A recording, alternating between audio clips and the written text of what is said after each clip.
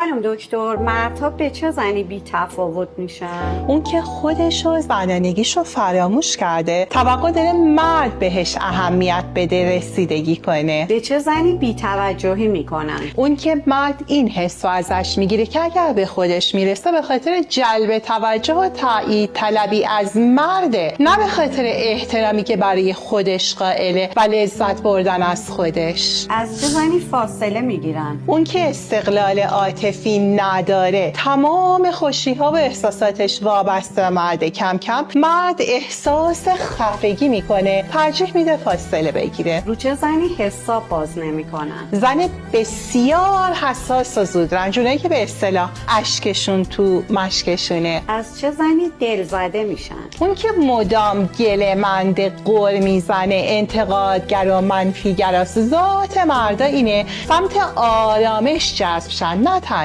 به چه زنی از لحاظ جنسی سرد میشن؟ اون که سبک رفتاری و لحن گفتاری خشک و خشن داره، زنانگیش کمه حتی اگه ظاهرش به شدت جذاب باشه. و از چه زنی متنفر میشن؟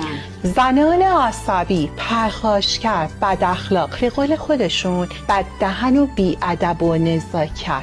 خب حالا چطور مردی که فاصله گرفته رو میشه برگردون؟ با تمرین ها و تکنیک های تخصصی که توی دوره زنانگی فاخر آموزش دادم، خیلی راحت میشه تمام این مشکلات رو رفع کرد تا مردی که فاصله گرفته رو دوباره جذب کرد. اگر میخوای هم با تخفیف بیشتر از 60% توی زنانگی فاخر شرکت کنی، هم 2 میلیون تومان از من هدیه بگیری، اینجا بنویس میخوام.